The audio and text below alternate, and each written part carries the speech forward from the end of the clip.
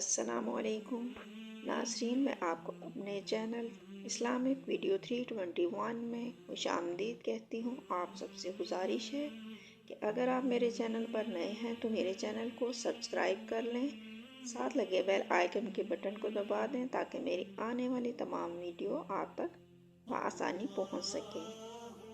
ناظرین، اس ویڈیو میں آپ کو ایک ایسے عورت کا واقعہ بتاؤں گی جس سے گناہ سرزد ہوا اور اس نے توبہ کی اور اس کی توبہ پر اس کو کیا اجر ملا۔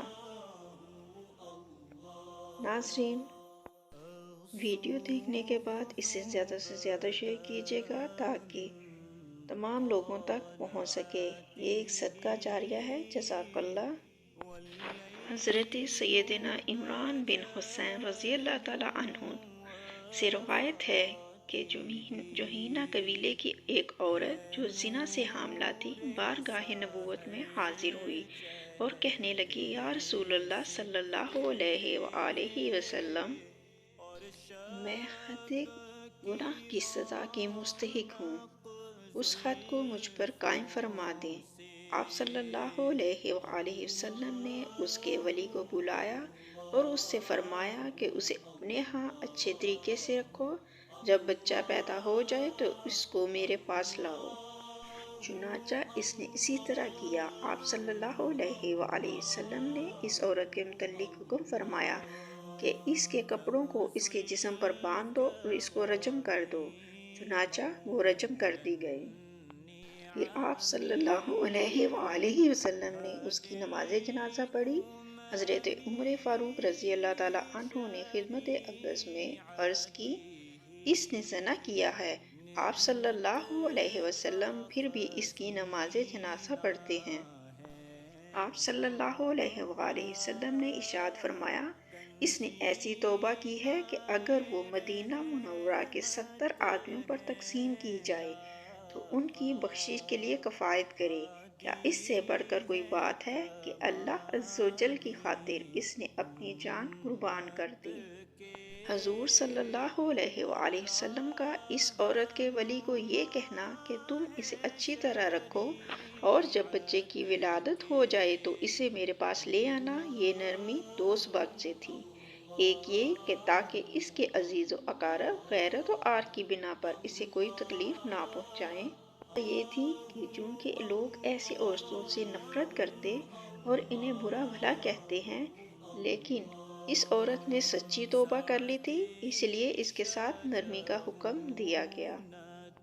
بتقاضۂ بشریت جب اس عورت سے گناہ سرزد ہوا تو اسے اپنے فعل پر ایسی ندامت ہوئی کہ اپنے آپ کو رجم کرنے کے لیے پیش کر دیا۔ نبی کریم صلی اللہ علیہ وآلہ وسلم نے اسے بچے کی پیدائش کے بعد آنے کا حکم فرمایا، کیونکہ حاملہ کو رجم کرنے کی صورت میں ایک جان بلا وجہ ضائع ہو جاتی۔ بچے کی ولادت کے بعد جب وہ دوبارہ حاضر خدمت ہوئی تو اسے رجم کر دیا گیا، اور میرے آقا مدینہ والے مصطفیٰ صلی اللہ علیہ وسلم نے اس کی توبہ کے بارے میں فرمایا کہ اس نے ایسی توبہ کی ہے کہ اگر وہ مدینہ منورہ کے 70 آدمیوں پر تقسیم کی جائے تو ان کی بخشش کے لیے کفایت کرے۔ کیا اس سے بڑھ کر کوئی بات ہے کہ اللہ عز و جل کی خاطر اس نے اپنی جان قربان کر دی۔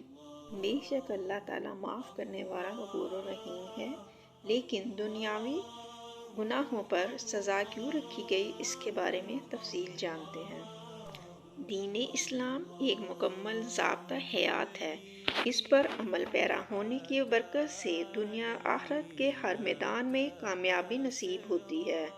جہاں اس دین برحق نے نیک اعمال پر اجر عظیم کی خوشخبری سنائی، وہیں گناہوں کے ارتکاب پر دنیاوی اور اخروی سزائیں بھی مقرر فرمائیں تاکہ برائی کا تدارک ہو سکے۔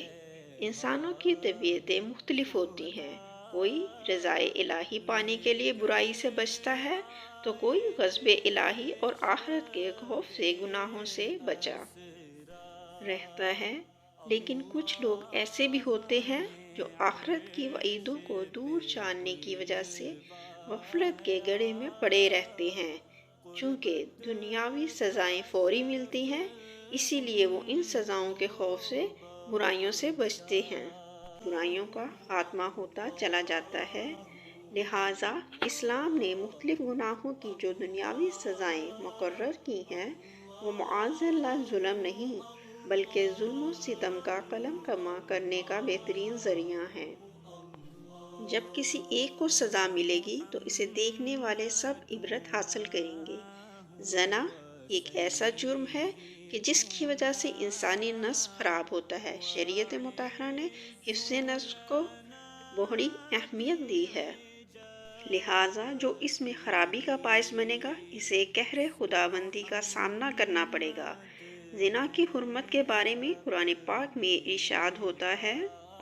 قرآن کریم میں زنا کی سزا بیان کرتے ہوئے خدائے بزرگ و برتر نے ارشاد فرمایا، جو عورت بدکار ہو اور جو مرد، تو ان میں سے ہر ایک کو 100 کوڑے لگاؤ، اور تمہیں ان پر ترس نہ آئے اللہ کے دین میں اگر تم ایمان لاتے ہو اللہ اور پچھلے دن پر، اور چاہیے کہ ان کی سزا کے وقت مسلمانوں کا ایک گروہ حاضر ہو۔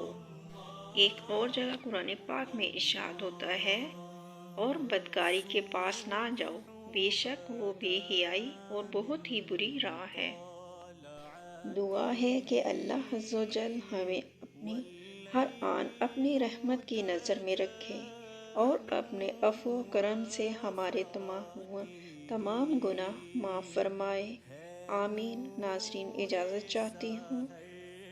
اللہ تعالی ہم سب کو اپنی حفاظت میں رکھے۔ آمین۔ جزاک اللہ۔ اللہ